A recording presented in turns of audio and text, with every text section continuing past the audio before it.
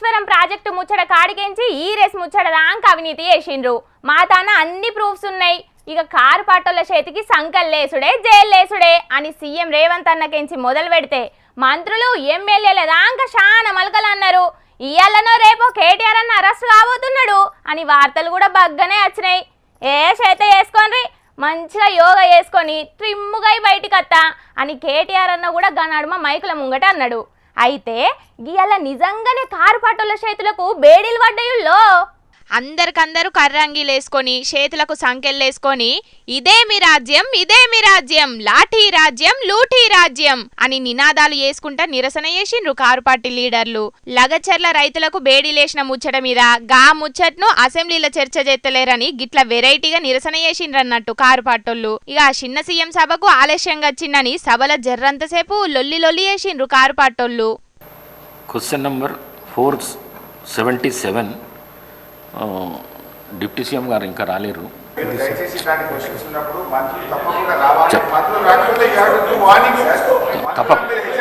తప్పకుండా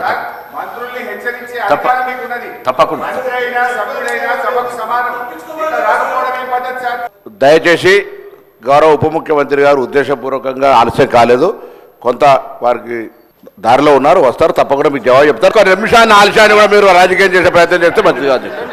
ప్రశ్నకు సమాధానం చెప్పనీకి ఇంకా చిన్న సీఎం సభకు రాలేడు అని స్పీకర్ సార్ అనంగానే గట్లెట్లా రాడు, సభలో ఎవ్వలైనా సమానమే, టైంకు రమ్మని మీరు గట్టిగా చెప్పాలే అని గరమైండ్రు కారు పాటోళ్ళు. ఒక్క నిమిషం ఆలస్యానికి కూడా రాజకీయం చేస్తే ఎట్లా అని మాట్లాడిండు మంత్రి పొన్నం ప్రభాకర్ అన్న. ఇక గీ సందుల్నే రాష్ట్ర అప్పుల మీద పెద్ద పంచాయతీ నడిచింది అసెంబ్లీలా. మొత్తంగా కాంగ్రెస్ పార్టీ ఏడాది పాలనలో చేసిన అప్పు ఎంత అంటే 1,27,208 కోట్లు. 5 ఏళ్లకు మనం లెక్క కడితే ఎంత అవుతుందంటే అధ్యక్ష 6,36,040 కోట్ల రూపాయలు 5 ఏళ్లలో కాంగ్రెస్ ప్రభుత్వం చేయబోయే అప్పుగా దీన్ని బట్టి మనకు స్పష్టంగా కనబడతా ఉంది. 10 ఏళ్ల బీఆర్ఎస్ పాలనలో 4,17,000 అయితే మీరు 5 ఏళ్లలోనే ఈరోజు 6,36,000 చేయబోతున్నారు. చెయ్యి పార్టీ ప్రజాపాలన అని చెప్పి ఒక్క ఏడాదిల్నే 1,27,208 కోట్ల అప్పు చేసిందట.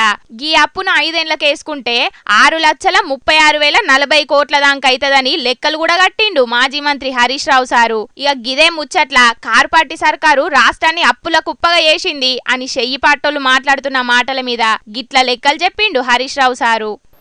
బీఆర్ఎస్ పార్టీ 10 ఏళ్ల కాలంలో 6,71 అని ఒకరంటారు, 7 లక్షల కోట్లని ఒకరంటారు, 7,11 అని నోటికొచ్చినట్టు మాట్లాడుతున్నారు. 10 ఏళ్ల బీఆర్ఎస్ కాలంలో జరిగిన మొత్తం అప్పు కేవలం 4,17,496 మాత్రమే. కారు పార్టీ ఏలిన 10 ఏళ్లల్లా 4,17,496 కోట్ల అప్పు చేసిండట కారు పార్టీ. ఇక కారు పార్టీ చేసిన అప్పులకు మిత్తిల మీద మిత్తిలు కడుతున్నాం అని చెయ్యి పాటోళ్ళు మాట్లాడుతున్న మాటలకు కూడా గిట్ల కౌంటర్ ఇచ్చిండు హరీష్ రావు సారు. ఆర్బీఐ నివేదిక ప్రకారంగా 2,900 కోట్లు మాత్రమే మిత్తి, కాగు రిపోర్టు ప్రకారంగా 2,100 కోట్ల రూపాయలు మిత్తి కడుతున్నారని కాగు ఆర్బీఐ చెప్పింది ఒకటైతే బట్టి గారు సభలో చెప్తున్నట్టు తప్పు విషయాన్ని వారి సభను తప్పుదో పట్టిస్తున్నారు. ఎంత చూసినా 3,000 కోట్ల రూపాయలు దాటలేవు కదా. మరి చెయ్యి పట్టోళ్ళేమో 6,000 కోట్ల మిత్తులు కడుతున్నామని చెప్తారు. మరి ఎవ్వలకు కడుతున్నారు, ఎటు పోతున్నాయోగా పైసలు అని కారెడ్డలాడుతున్నారు హరీష్ రావు సారు మాటలిన్న కొందరు జనాలు. ఇక సభల కారు పట్టోళ్ళు లొల్లి పెడుతుంటేనే చర్చ గిట్ల ఏం లేకుంటేనే స్పోర్ట్స్ యూనివర్సిటీల చట్ట సవరణ, తెలంగాణ జీఎస్టీ సవరణ బిల్లులకు ఆమోదం చెప్పిండు స్పీకర్ సారు. మరి బిల్లుల తర్వాత ప్రతిపక్ష పొల్లు ఎక్కువ లొల్లి చేస్తారనుకున్నారో ఏందో గాని సభ రేపటికి వాయిదా పడ్డది. ఇక చూడాలే మరి రేపు ఎట్లుంటదో తెలంగాణ అసెంబ్లీ, ఇంకెన్ని పంచాదులైతాయో.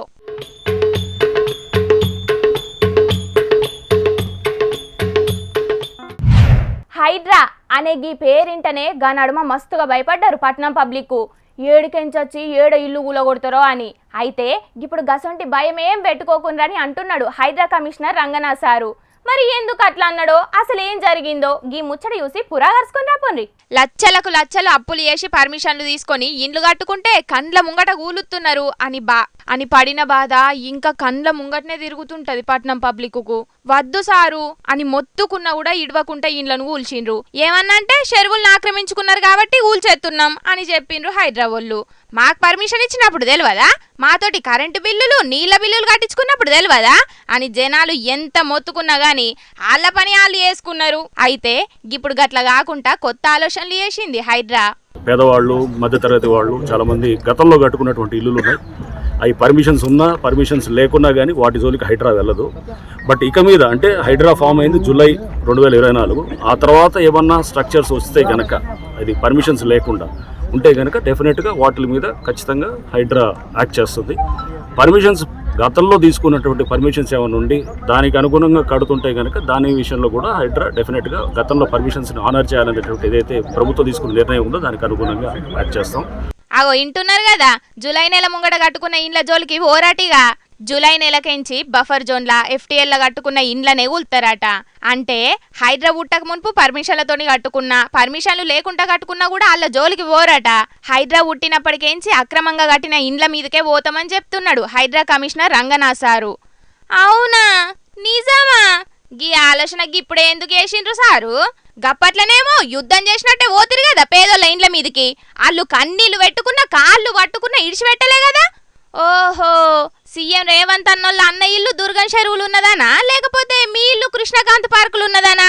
ఎందుకు సారు గింత మంచి ఆలోచన చేసిండ్రు? ఇప్పుడు పేదోళ్ళ ఇండ్లు అనేసరికేమో జూలై హైడ్రా ఉట్టక మున్పు అనేది యాదికి రాలే గాని మీ ఇండ్లు అనేసరికి అయితే అన్ని యాదికి వచ్చినాయి.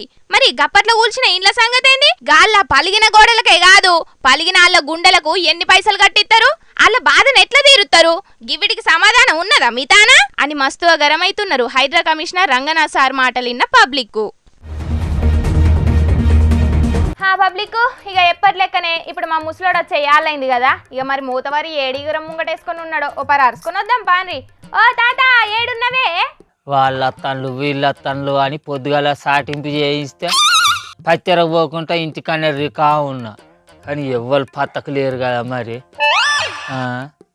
మరి వాళ్ళు వచ్చేటాలకు వాకిలా నూడువనా, ముసలి వచ్చేటాలకు మరి ఏమన్నా అన్నా అంటది. దేహాది వచ్చినాక ఊరుసుకోదా, నేనే ఊరుతా కానీ. తిన్న కంచానే పక్కకు పెట్ట శాత కాదు కానీ వాకిలు ఉడతావు. ఆయన గిసొంట అబద్ధాలు చెప్పేటందుకు నీకు జర్రంతనన్నా సిగ్గులేదా అని తాత? నువ్వు పత్తెర పోతున్నావు, ఎందుకే గిసొంటి దొంగ ముచ్చట్లు మాట్లాడుతున్నావు? అగో ఈ గుడ్ల గుబ్బ కండది ఎప్పుడు వచ్చిండ్రు? ఏంది ఏమో అంటాను? నేను వచ్చిగానే తిని రికాం పంటానా, పని పాట ఏం చేస్తలేనా? తిని రికాం నడించనే మలుసుకొని పంటనే నీ అయ్యను సాదిన, నీ మేనత్తలను సాదిన, పండుగలకో పబ్బాలకో మాకు బట్టలు కొనియమనే తాత అని నా దగ్గర చేతులు చాపే నీ అసలు కుక్కలకు పైసలు ఇస్తానానే యాట యాట. బాగా నిలుగుతాను నీరు గడదానా? బాబో గీ ముసలో నువ్వుకనన్న మందలు ఇత్తిని కదా. ఏదో ఏదో నువ్వు వినలేదని అన్న గాని ఇంతకు ఎవల కోసానికే తాత నీ ఎదురు చూపు? అవ్వో తిప్పులాడి మళ్ళా ఎట్లా మాట మారుతుందో చూడు రమ్మ, దీని పెంక మొఖం మీద పెండగొట్ట. అవో సారు నమస్తే సారు. నమస్తే నమస్తే. రాములంటే మీరేనా? నేనే సార్, కూసారు కూసారు. అయ్యా అప్పట్లో కులం సర్వే చేసింది మీరేనైతే ఇంత ఇంతలేనా నా పేరు యాది మర్చిలే సారు? ఎంత మంది ఉంటారు రాములు పేరు పెట్టుకొని ఊళ్ళల్లా. అంతే అంతే. ఓ ముసలోడా గవన్ని ముచ్చట్లు నీకు అవసరమా చెప్పు? గా సార్ అడిగేటి ఏంటి చెప్పరాదు? రాములు రేషన్ కార్డు ముసలమ్మ పేరు మీద ఉన్నది కదా, మీ ముసలమ్మ పేరు చెప్పు. మా ముసలమ్మ పేరు పల్లె లక్ష్మి, నా పేరు పల్లె రాములు.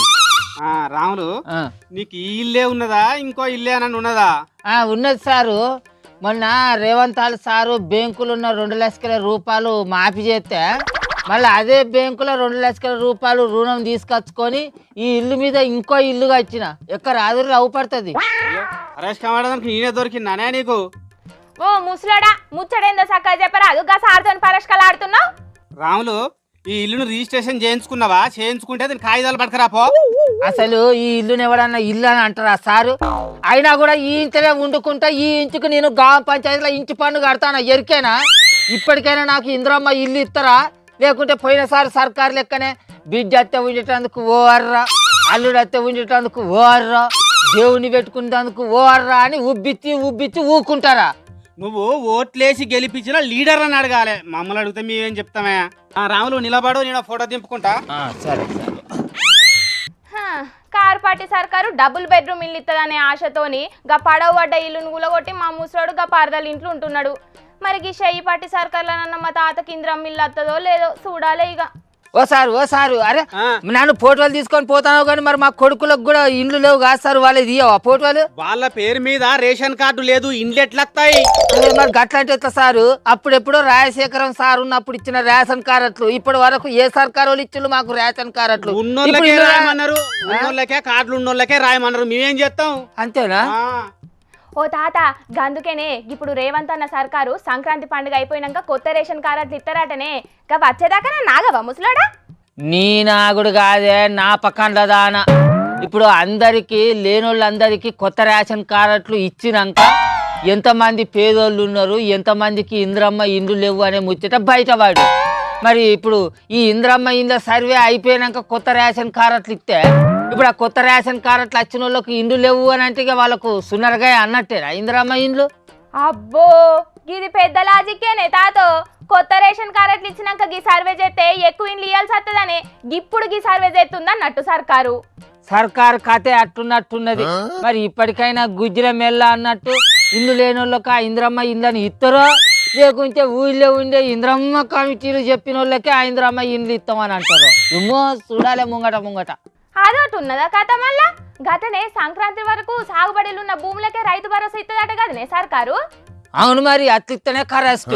సర్కారు అన్నట్టు వచ్చిగా బీడు పడ్డ వందల ఎకరాలకు లక్షల రూపాయల రైతు భరోసా ఎందుకు ఇవ్వాలి చెప్పు? సాగుబడిలు ఉన్న భూములకి ఇస్తేనే మంచి కరెస్ట్. ఈ ముచ్చట్ల సర్కారు ఆలోచన మంచిదే, కానీ మరి వాళ్ళు అన్నట్లయినా మరి ఆ రైతు భరోసా ఇప్పటికైనా ఇస్తారో వాళ్ళ దానికి కూడా ఏమన్నా వంకలు లింకులు పెడతారో ఏమో. సరే గాని ఓ తాత మరి నీకు ఇప్పుడు ఈ ఇందిరమ్మ ఇల్లు ఇస్తారట్నా లేకపోతే ముసలోనివి నీకెందుకు అని అంటారట్నా? ఏమ్మా ఊళ్ళో ఉన్న ఇంద్రమ్మ కమిటీలోళ్ళు నిర్ణయాలు చేస్తారట కదా ఇంద్రమ్మ ఇండ్ల సంగతి ఏందనేది. మరి వాళ్ళైనా ఇంద్రమ్మ ఇండ్లను చక్కగా రానిస్తారా లేకపోతే వాడు మన పచ్చోడు కాదు, వీడు మన పచ్చోడు, వీడు మనకు దగ్గరోడు, వీడు మనకు దూరపోడు అని లేని వంకలు పెట్టి ఆ వచ్చే ఇండ్లను కూడా ఎత్తగొడతారు. చూడాలి మరి. ఈసారి అయితే నాకు ఇంద్రమ్మ ఇల్లు రాకపోని అప్పుడు చెప్తా వాళ్ళ సంగతి ఏందనేది.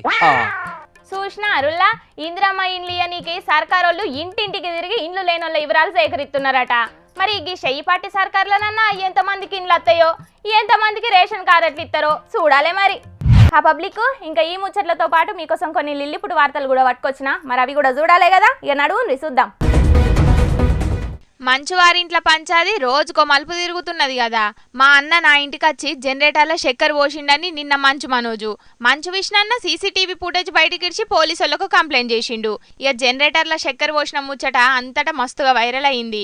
ఇక ఇలా మోహన్ బాబు సారుల ఇంటామే పోలీసులకు ఇంకో లెటర్ రాసి పంపింది. నా పెద్ద కొడుకు నా బర్త్డేకు మా ఇంటికి వచ్చిండు, కేక్ కటింగ్ చేసి వాని సామాన్లు రూమ్లుంటే అవి తీసుకొని పోయిండు గంతే, అంతేగాని ఎసొంటి లొల్లి చేయలేదు. నా చిన్న కొడుకు చెప్పింది అబద్ధం. గీ ఇంటి మీద మనోజ్కు ఎంత హక్కుందో నా పెద్ద కొడుకు కూడా గంతే హక్కున్నది అని పోలీసులకు వివరంగా రాసి పంపింది.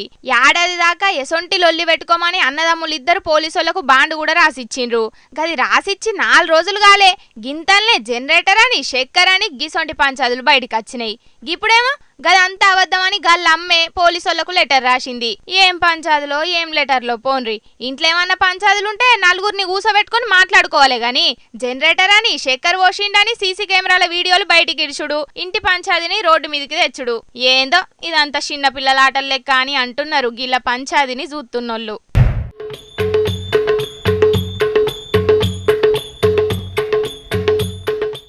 డ్రగ్స్ చేయబట్టి చదువుకునే పిల్లగాళ్ళ కాడికెళ్ళి చాలా మంది వాళ్ళ జీవితాలను ఎట్లా నాశనం చేసుకుంటున్నారో చూస్తూనే ఉన్నాం.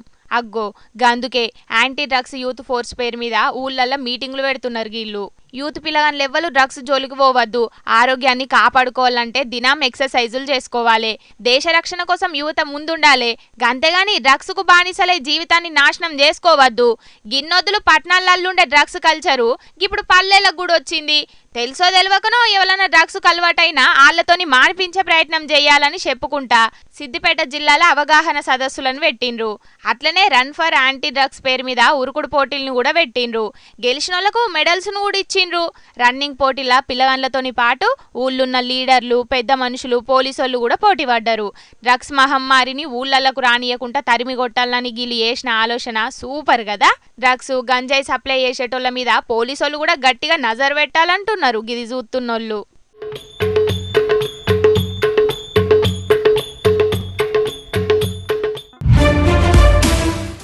అగో బండి నడిపేట ఆయనకు హెల్మెట్ లేదు, కానీ వెనక కూసున్న ఆయన హెల్మెట్ పెట్టుకున్నాడేందని పరిశాన్ అవుతున్నారు కదా. అసలు ముచ్చట ఏందంటే ముంగట బండి నడిపేటోడు ఒక దొంగోడాట. మరి ఏం దొంగతనం చేసిండో ఏందో గాని అరెస్ట్ చేసిండ్రట పోలీసోళ్ళు.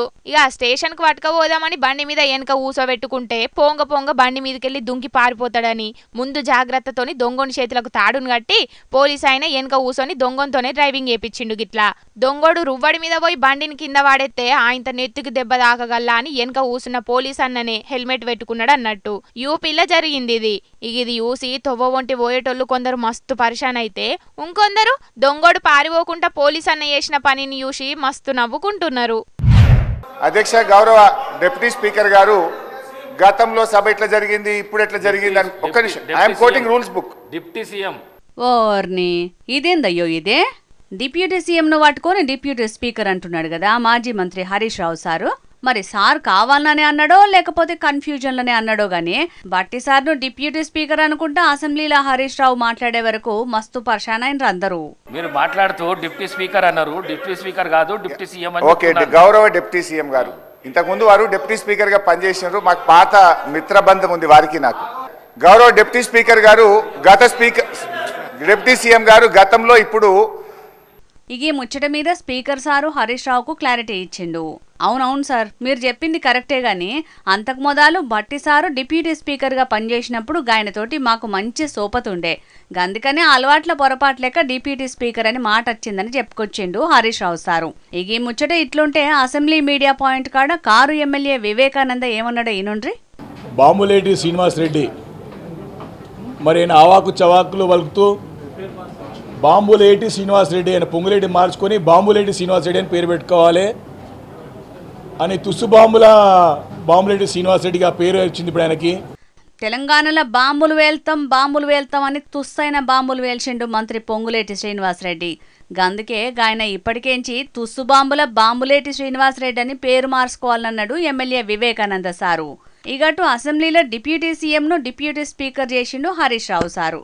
ఇటేమో మంత్రి పొంగులేటిని బాంబులేటి చేసిండు ఎమ్మెల్యే వివేకానంద. మొత్తానికి షెయ్యి పార్టీ లీడర్ల మీద బగ్గనే కారెడ్డాలాడుతున్నారు కారు పార్టీలని అంటున్నారు ఈ ముచ్చటెరకైనోళ్ళు. హీరో అల్లు అర్జున్ సార్కు మల్లోపారి షాక్ ఇవ్వబోతున్నారట పోలీసోళ్ళు. సంధ్య టాకీస్ కాడైన ముచ్చట్ల అరెస్ట్ అయిన అర్జున్కు హైకోర్టు 4 వారాల మధ్యంతర బెయిల్ ఇచ్చింది కదా. ఇక బెయిల్ను రద్దు చేయనీకి పోలీసోళ్ళు హైకోర్టులో అప్పీల్ చేసే ఆలోచనలు చేస్తున్నారట. గిదే ముచ్చట బగ్గనే చక్కర్లు కొడుతున్నది సోషల్ మీడియాలో. అసలు సంధ్య టాకీస్ కాడికి పోనీకి పోలీసోళ్ళు పర్మిషన్ ఇయ్యలేదని నిన్నో రిపోర్టు బయటకు వచ్చిందట. ఈ రిపోర్టు ఆధారంగా పోలీసోళ్ళు హైకోర్టులో వాదనలు చేయబోతున్నారని ముచ్చట్లు బగ్గనే వైరల్ అవుతున్నాయి. ఒకవేళ పోలీసోళ్ళు హైకోర్టులో అప్పీల్ చేసినాక అల్లు అర్జున్ బెయిల్ రద్దయితే మళ్ళా జైలుకు పోయే పరిస్థితి వచ్చేటట్టున్నదని అంటున్నారు చాలా మంది ఈ ముచ్చటిన్నోళ్ళు. ఇక అట్లనే సంధ్య టాకీస్కు షోకాజ్ నోటీసులు ఇచ్చిరు పోలీసోళ్ళు. టాకీస్ కాడైన తొక్కిసరాట గురించి 10 రోజుల్లో వివరణ ఇయ్యాలి, లేకపోతే సినిమా టాకీస్ లైసెన్సు రద్దు చేసి టాకీస్ను మూసేస్తామని వార్నింగ్ ఇచ్చిరు పోలీసోళ్ళు. చూడాలి మరి ఏమైతుందో. ఈ ముచ్చట చెప్పేసిన, ఈ ముచ్చట కూడా చెప్పేసిన. అమ్మయ్య, తెచ్చిన కాడికి అన్ని ముచ్చట్లు చెప్పేసిన. పబ్లిక్ అన్ని ముచ్చట్లు అయిపోయినాయి. ఎట్లున్నాయిలా? మస్తుగున్నాయిలే. ఇక ఇవుల్లా తాజా పంట సమర్పించు ఇయాల్టి జోర్దార్ వార్తలు. మళ్ళొచ్చే జోర్దార్ వార్తలలో మస్తు జోర్దారుగా అందరం కలుసుకుందాం. అప్పటిదాకా ఏం చేయాలనో ఎరకనే కదా, చూస్తూనే ఉండండి హెచ్ఎం టీవీ. అట్లనే మంచి మంచి వార్తల కోసం హెచ్ఎం టీవీ యూట్యూబ్ ఛానల్ను తప్పకుండా సబ్స్క్రైబ్ చేసుకోండి. గిసొంటి ముచ్చట్లు కూడా మస్తుగా ఉంటాయిల్లా. అన్ని ముచ్చట్లు మీ దాకా చేరాలంటే తప్పకుండా గంట కొట్టుండ్రి, లైక్ చేయండి. ఈ ముచ్చట్లను మీ దోస్తులందరికీ షేర్ చేయండి. ఏమంటున్నాం? సరే మరి ఉంటా. టాటా, నమస్తే.